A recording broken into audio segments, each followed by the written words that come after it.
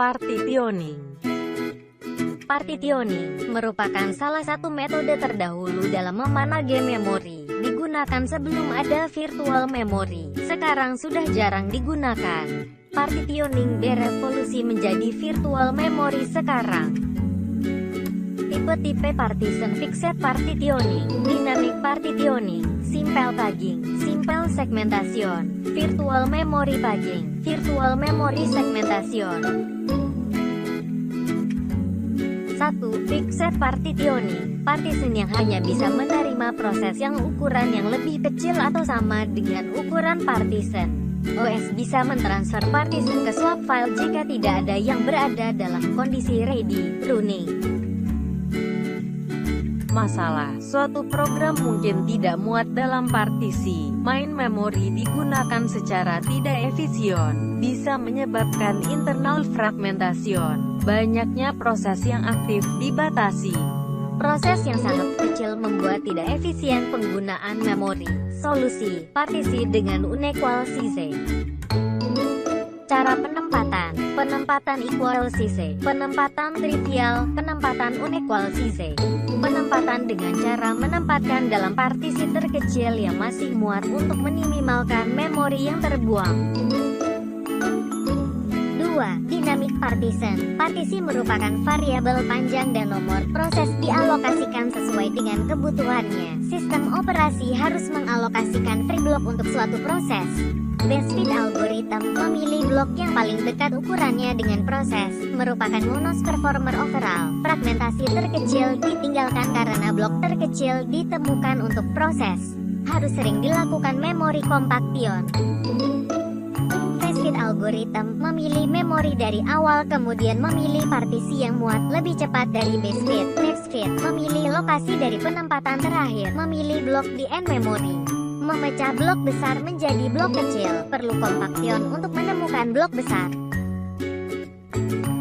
3. Segmentation. Segmentasi adalah sebuah bagian dari manajemen memori yang mengatur pengalamatan dari memori yang terdiri dari segmen-segmen. Bagian penting dari manajemen memori adalah hal yang tidak dapat dihindari dengan paging adalah pemisahan pandangan pengguna terhadap memori dan memori fisik yang sebenarnya. Tampilan pengguna dipetakan ke memori fisik, dengan demikian diferensiasi datang antara memori logis dan fisik. Logical addressing in segmentation, logical address space, segment number, offset, pemetaan alamat logis ke alamat fisik dilakukan dengan bantuan tabel segmen. Beginilah tampilan tabel segmen, terdiri dari segmen limit, segmen base, dan git lainnya. Berikut adalah flowchart dari jalannya segmentasi.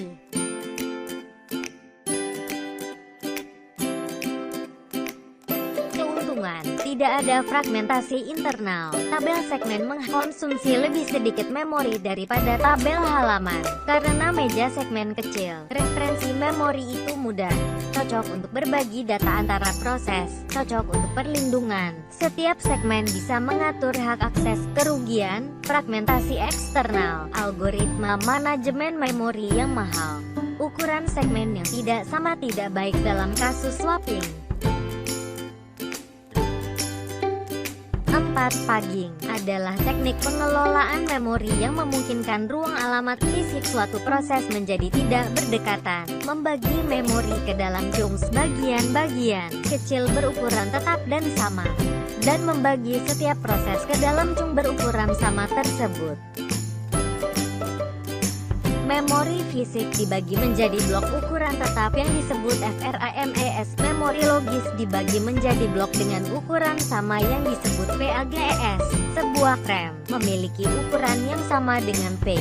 Adalah tempat di mana P logis bisa secara fisik ditempatkan. Gambar sebelah kiri menunjukkan pemetaan alamat, dan gambar di sebelah kanan menunjukkan translasi P.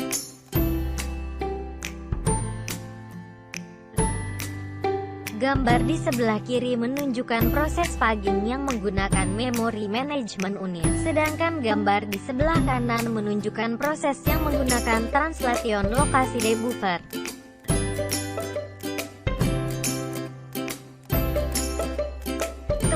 keuntungan dari pagging. Tidak ada fragmentasi eksternal, algoritma manajemen memori sederhana, swapping mudah, CZ Pages dan page frames. Bagikan kode umum terutama di lingkungan time sharing. Kerugian dari pagging: terjadi fragmentasi internal. Tabel halaman mungkin akan memakan lebih banyak memori. Multi-level pagging mengarah ke overhead referensi memori. Bagian 2 memori. Page replacement algorithms digunakan dalam sistem operasi yang menggunakan pagging dalam manajemen virtual memorinya. Page replacement algorithms menentukan memori pages yang akan dilakukan page out, swap out, kemudian dilakukan write ke disk ketika suatu page dari memori dialokasikan. Pagging terjadi ketika ada page fault dan free page yang ada tidak mampu memenuhi kebutuhan, baik karena tidak ada maupun kurang.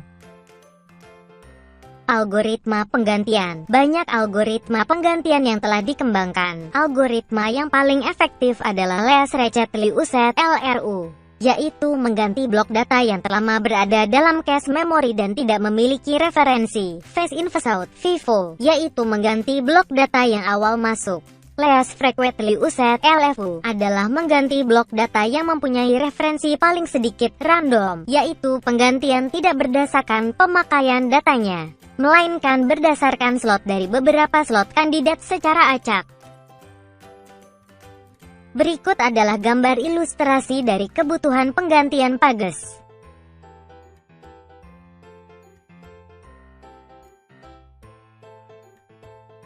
Mapping cache memori. Karena saluran cache memori lebih sedikit dibandingkan dengan blok memori utama, maka diperlukan algoritma untuk pemetaan blok memori utama ke dalam saluran cache memori. Pemilihan terhadap fungsi pemetaan akan sangat menentukan bentuk organisasi cache memori. Telah kita ketahui bahwa cache memori mempunyai kapasitas yang kecil dibandingkan memori utama, sehingga diperlukan aturan blok-blok mana yang diletakkan dalam cache memori. Terdapat 3 metode, yaitu pemetaan langsung, direct mapping, pemetaan asosiatif, dan pemetaan asosiatif set. Direct mapping. Setiap blok pada main memori dipetakan dengan line tertentu pada cache, di mana I adalah nomor line pada cache yang digunakan untuk meletakkan blok main memori ke J. I sama dengan J modulo C. Jika M sama dengan 64 dan C sama dengan 4, maka pemetaan antara line dengan blok menjadi seperti berikut. Line 0 can hold blocks 0, 4, 8, 12. Line 1 can hold blocks 1, 5, 9, 13. Line 2 can hold blocks 2, 6, 10, 14. Line 3 can hold blocks 3, 7, 11, 15. Pada cara ini, address pada main memori dibagi 3 field atau bagian, yaitu tag identifier disimpan pada cache bersama dengan blok pada line untuk setiap alamat memori yang dibuat oleh CPU. Line tertentu yang menyimpan copy alamat tersebut ditentukan jika blok tempat lokasi data tersebut sudah di-copy dari main memori ke cache. Tag yang ada pada line akan dicek untuk melihat apakah benar blok yang dimaksud ada pada line TSB. Line number identifier berisi informasi tentang nomor fisik, bukan logika. Line pada cache. Word identifier offset berisi informasi tentang lokasi word atau unit addressable lainnya dalam line tertentu pada cache. Berikut adalah gambar organisasi direct mapping.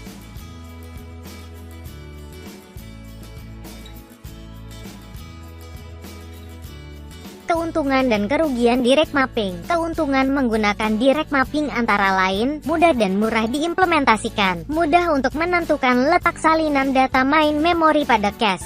Kerugian menggunakan direct mapping antara lain, setiap blok main memori hanya dipetakan pada satu line saja, terkait dengan sifat lokal pada main memori. Sangat mungkin mengakses blok yang dipetakan pada line yang sama pada cache. Blok seperti ini akan menyebabkan seringnya sapu masuk dan keluar data dari cache, sehingga hit ratio mengecil. Hit ratio adalah perbandingan antara jumlah ditemukannya data pada cache dengan jumlah usaha mengakses cache.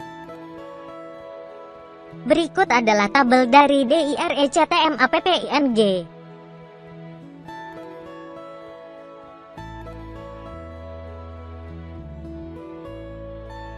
Associative mapping memungkinkan blok diletakkan di sebarang lain yang sedang tidak terpakai. Diharapkan akan mengatasi kelemahan utama direct mapping. Harus menguji setiap cache untuk menemukan blok yang diinginkan. Mengecek setiap tag pada line sangat lambat untuk cache berukuran besar. Nomor line menjadi tidak berarti. Address main memory dibagi menjadi dua field saja, yaitu tag dan word offset. Keuntungan dan kerugian associative mapping. Keuntungan associative mapping, cepat dan fleksibel. Kerugian associative mapping, biaya implementasi. Misalnya, untuk cache ukuran 8 bit dibutuhkan 1024 kali 17 bit associative memory untuk menyimpan tag identifier. Berikut adalah tabel associative mapping.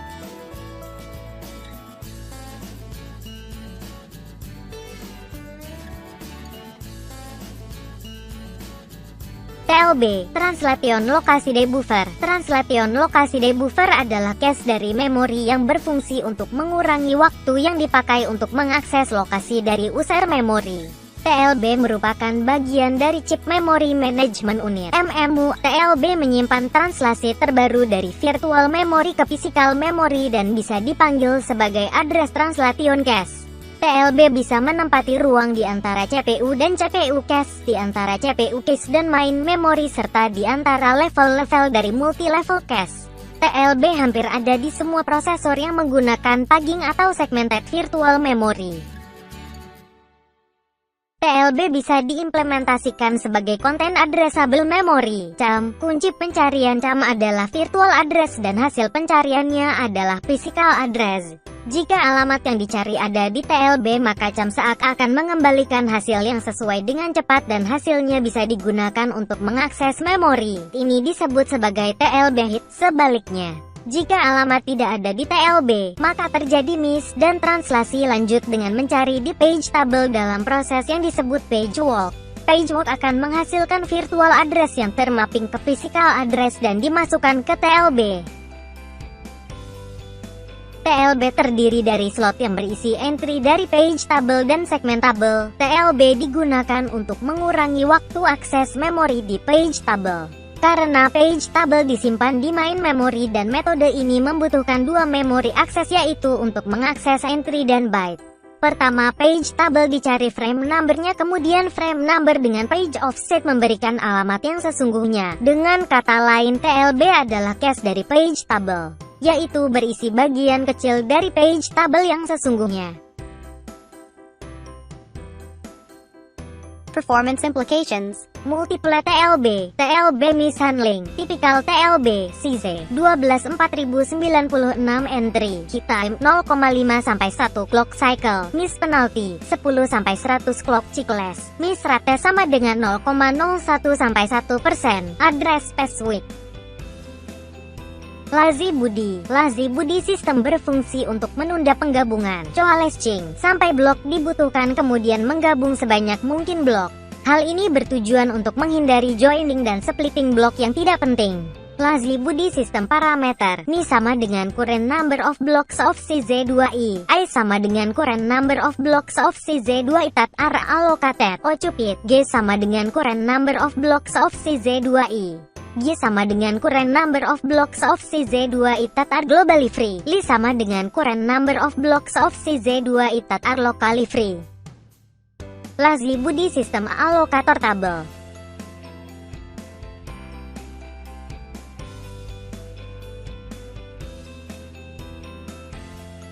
Sekian video untuk kali ini. Atas semua kekurangannya, kami mohon maaf. Jangan lupa like, komen, dan subscribe di channel ini.